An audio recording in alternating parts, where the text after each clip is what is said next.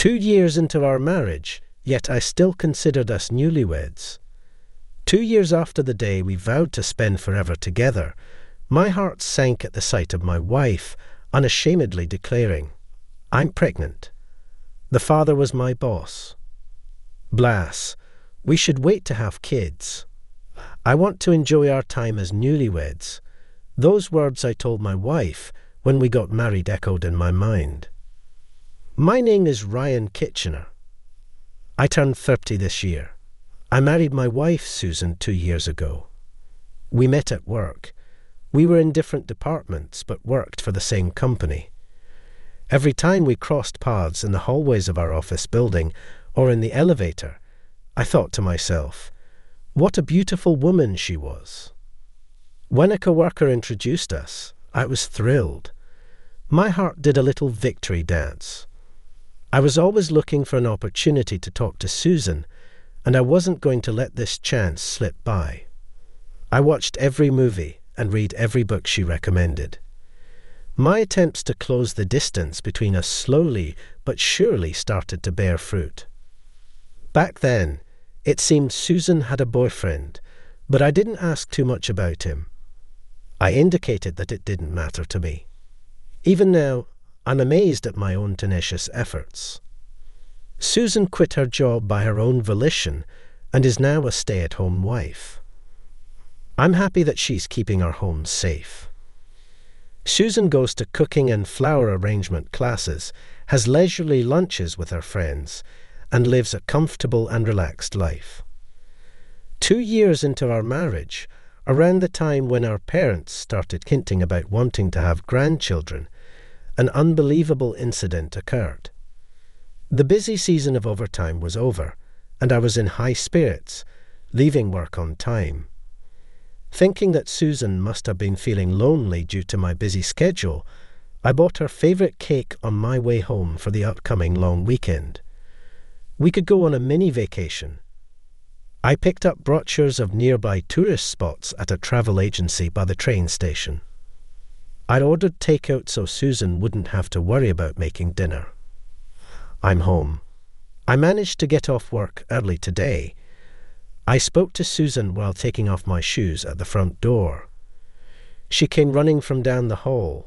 She seemed surprised at my early return. As I explained about ordering takeout for dinner, I handed her the cake she loves. But there was something off about Susan. "Is something wrong?" I asked as I handed her my suit jacket. She gave a small nod. There was a sullen look on her face. As I sat down on the living room couch, Susan took a seat in front of me. Then she said words that I couldn't believe. "I'm pregnant, and I want us to break up." The words hit me like a blunt force to the back of my head. I could never have imagined hearing such words from Susan. Susan, and I don't have any kids. She was the one who had convinced me, who wanted a child right after we got married, that it was too soon. Respecting her wish to enjoy our newlywed life a little longer, I had promised to wait for her sake. We were careful these past 2 years, so what's this new life in her belly? I want a divorce. It's for the child. I never wanted to hear the phrase, "for the child," from Susan's mouth in such a situation.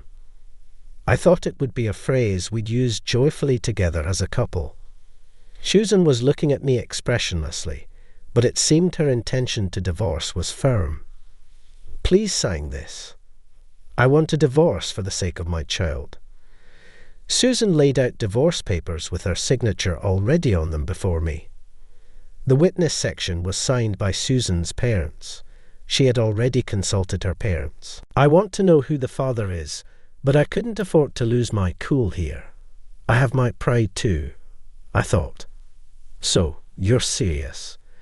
In response to my question, Susan gave a firm nod. After that, I only remembered concentrating hard not to let the pen shake in my hand. She carefully folded the signed divorce papers, and it seemed she had already packed her things. A large suitcase in hand, she headed for the door, and I had no words. Susan didn't look back at me again. Her feelings for me were gone. It was clear from her expression. She disappeared into the twilight, pulling her suitcase behind her. All I could do was gaze at Susan's retreating figure. That night, I drank alone until I fell asleep. Because I had passed out drunk in the living room, it seemed I had caught a cold. I was hit by a headache and chills, which are different from a hangover. I called my workplace. I told them I would be taking a sick day to reflect on last night. I wondered if it was all a dream, but there were the liquor bottle and that pen on the living room table. It wasn't a dream. Susan really did betray me and left. When reality hit again, my chest throbbed with pain, and I realized the saying, "The cuter they are, the harder they fall," is really true. I can't believe how much I hate Susan, who I loved so much. I have to find the other man. I spent a day raging through the belongings Susan left behind. With that thought in mind, the ring and bracelet I gave her when we were dating were still in the jewellery case. I found the wedding ring in the trash can. What was she thinking when she threw the ring into the trash can? Just imagining that made me feel dizzy. I spent all day looking for clues about the other man, but in the end, I only succeeded in raising my fever. Despite all this, I kept rummaging through her belongings incessantly, feeling as if I'd fall apart if I didn't stay busy. But because I was in such a state, my health didn't fully recover in a day. In the end, I ended up taking a week off from work. Somehow, when I managed to get myself back to work, my coworkers knew about my divorce, even though I hadn't told them yet. How are you feeling, Ryan? You're such a softy getting sick just because of a divorce. My direct boss, Tom Gary, strolled up to me with a smirk. Gary was always the type to nitpick and make life difficult for me. His overly pretentious demeanour, along with his sleazy behaviour, was always off-putting. As I begrudgingly endured his company, I suddenly realised he mentioned the divorce. Then it hit me. Before she got married to me, Susan and Gary used to work in the same department. "Oh, didn't Susan tell you about the divorce? Or was your tiny little pride too precious for that?" He sneered, and the pieces fell into place. "Are you the father of Susan's unborn child?" I asked in a low, grating voice. Gary, in an adjusting tone, confirmed. That's right. He was completely mocking me. For a moment, I didn't realize what I had done. When I came to, Gary was sprawled across the room, a toppled chair and scattered desk items around him. I felt a dull pain in my clenched fist. The ensuing chaos was like something out of a festival. Some people were helping Gary up. Others were trying to restrain me. Gary, despite being hit, was laughing. He was laughing at the future trouble. I had just invited him. He had baited me into it. Gary is the grandson of the founder of our company. I had just punched a future company executive. Of course, I was suspended, and then inevitably I was fired. I became an unemployed man, dumped by his wife. My life after that was a wreck. I knew I needed to look for a job to survive, but my actions couldn't catch up with my thoughts. I started drinking during the day, and as night fell, I would start drinking all over again. I suppose this is what they call self-destructive. I had no motivation to do anything. My only consolation was that I had savings. I wanted to thank the old me for being diligent in saving money while living such days. After about a month, a surprising visitor arrived. At first, I pretended I wasn't home. But 30 minutes later, the doorbell rang again. Once again, I pretended not to be home. The doorbell rang again an hour later. Annoyed, I wondered who on earth could be bothering me. As I reluctantly opened the front door, I found an unfamiliar woman standing there. She stood tall, gazing at me with a piercing stare. I felt like I was being judged, and I quickly averted my eyes. May I ask your name?" I asked. The woman staring at me had a dignified appearance and a face that suggested a strong will. Suddenly, I felt embarrassed about the alcohol on my breath. I hadn't even bothered to shave. "Are you the ex-husband of that woman?" she asked abruptly, nearly stopping my heart. She didn't beat around the bush. She was Gary's wife, and that woman she mentioned must have been Susan. Well, I stuttered, at a loss for words. The woman deeply bowed her head. She introduced herself as Lillian. Just as I'd imagined, she was Gary's wife. The neighbourhood ladies passed by, shooting me curious glances. I always found these gossip-loving folks a bit hard to deal with. "Please come inside." I hastily invited Lillian in, trying to avoid the gossip that would inevitably spread otherwise. "Thank you," she replied and walked into the house without hesitation. Of course, I hadn't done any cleaning at all. As I led her into the chaotic living room, she began to silently gather the trash scattered around. "I can clean that up myself." I tried to insist, but she cut me off. "We can't have a serious conversation in this mess, can we? If you're not going to help, please sit down," she snapped. So, I sat up straight. I sat down on the couch and watched in silence as she went about tidying up. "Why don't you go wash your face?" she suggested. I got startled by her words and dashed off to the bathroom. I washed my face quickly. I was shocked at the sight of myself in the mirror. I looked like a stranger. I washed my face and shaved. I washed and combed my hair for the first time in a long time. I felt a little bit more like a human. When I returned to the living room, the cleaning was already finished. The trash had been bagged up and set out in the hallway. "I used your kitchen," Lillian said as she offered me a cup of tea. She seemed quite reliable for Gary's wife. "Thank you. I feel like a human again," I said, surprised by how naturally my gratitude spilled out. Lillian gave me a faint smile in response to my words, but in the next moment, her smile disappeared. "My husband asked me for a divorce. He said it's because he has a child now." She cut straight to the chase.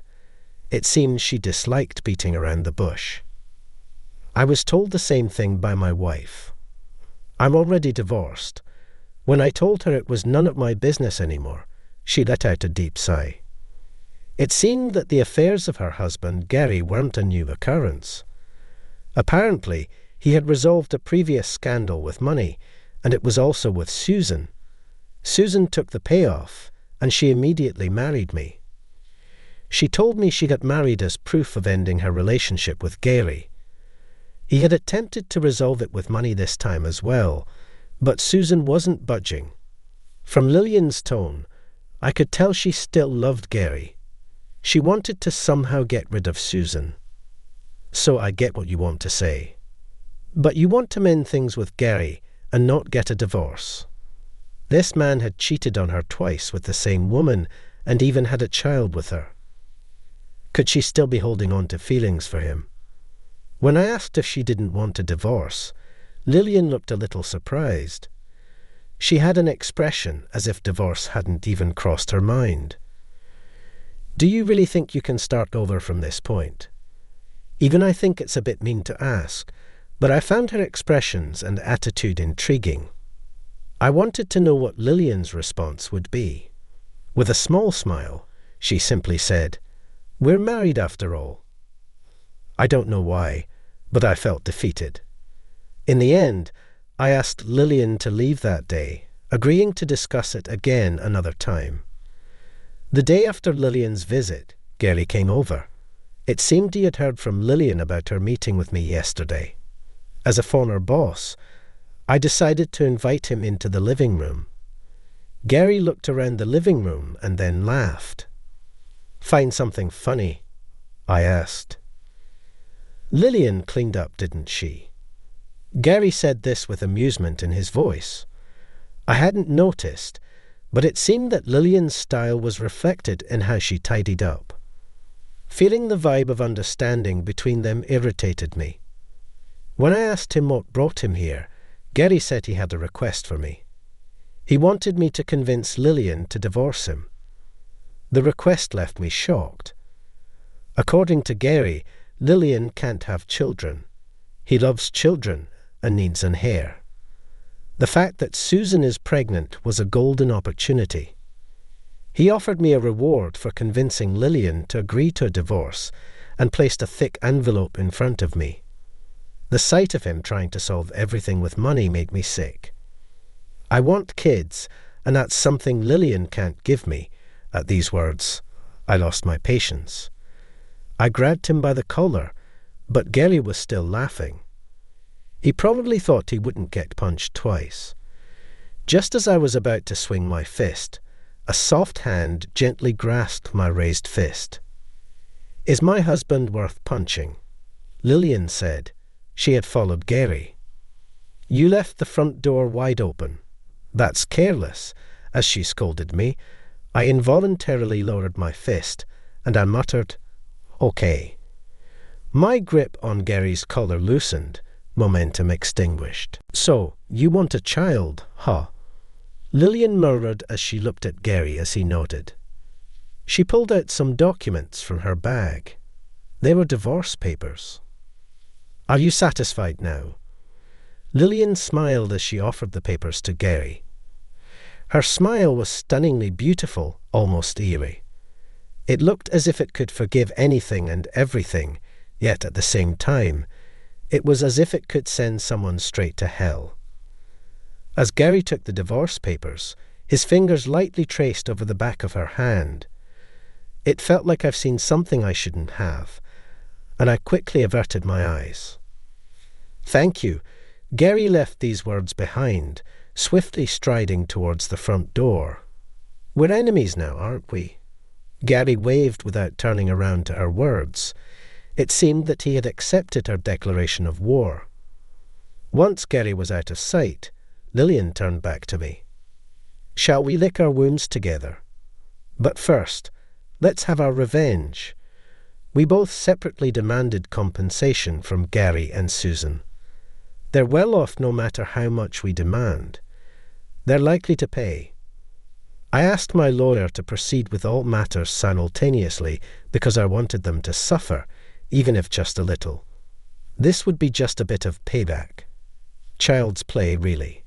After demanding the compensation, Susan finally came crying. It seems Gary will pay his own part, but he won't pay Susan's portion. They're not married yet, so it's only natural. But it seems there's more to it. At a meeting between the four of us, Gary started saying that I was also to blame for Susan's affair. He claimed it was a result of making her feel lonely due to my constant work. "You sure have a knack for blowing smoke, don't you?" "It won't work on me." Lillian pulled out was a report on Gary's personal investigation. The investigation had apparently been requested by Gary's parents. Susan and Gary had been involved before my marriage to her, and at one point, Susan had accepted a settlement to sever ties. However, behind the scenes, the relationship continued.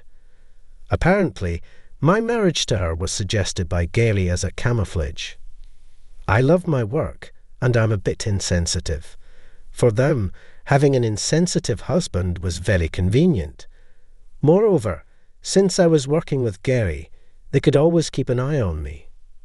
The report Gary's parents had put together by spending a considerable amount of money was unbelievably detailed. Lillian reads through the contents in a steady voice. The colour drains from Gary and Susan's faces. The first to break was Susan. She starts to scream, almost hysterically. "Stop it. Stop it now. It's not good for the baby if you stress yourself out so much." At our reprimand, Susan flinched, being stared down by Lillian's icy eyes. Susan fainted on the spot. Gary, panicking, cradled Susan in his arms, to which Lillian smiled, already surrendering. That's a shame. I believe Lily and truly love Gary. Love and hate are two sides of the same coin. The deeper the love, the deeper the hate. It seemed Gary understood that too. In the end, I had no role in the discussion, and the meeting ended with Lillian dominating the conversation. At the end, Lillian laughed at me, saying, "That's it." Afterwards, the reason for my divorce became well known at work. I was the one who had leaked it to my co-workers. The company wanted to cover it up, but it was too late. In the end, Gary was sidelined at work and had no place in his family. After remarrying, Susan is struggling with in-law issues. It seems that Gary's parents, who liked Lillian, are hardly treating Susan, who took Lillian's place after driving her out. I think it serves her right. When everything about the alimony and other issues had been settled, I invited Lillian for coffee. She told me about her current situation, working at a friend's company while living alone. I can't have children, so I need to be self-sufficient. I don't feel the same fear I did back then. When I see Lillian speaking with such a sincere expression, "Your reason for being independent seems a bit off," I disagreed with Lillian. She looked at me surprised. It was the first time I had strongly insisted on something. I noticed she was still wearing her wedding ring. It was proof she hadn't forgotten Gary. Summoning my courage, I decided to give her the words I had been practicing since last night. "I don't mind." She looked at me with a puzzled expression. I took a deep breath. Then I asked her to wait until I found a job, as I was applying to be Lillian's boyfriend. Lillian and I will definitely work out. We understand each other's pain. I will never hurt you. From my expression, she seemed to understand that I wasn't joking. She looked down once and then chuckled. "I'm quite a handful, you know." "I am well aware of that," I replied. I gently traced the back of her hand with my finger. It seemed like she was recalling something as she squinted her eyes. She gently brushed off my finger and then took off her ring. I felt it was her way of breaking away from her past. Then she lightly touched my hand, her delicate fingers tracing the back of my hand. It felt like her love was flowing into me from her finger. "I'll make you happy, so please wait." Lillian laughs as if she's bursting with joy. I swore in my heart to always protect that smile. What did you think? Subscribing to the channel will encourage us to produce more. See you in the next video.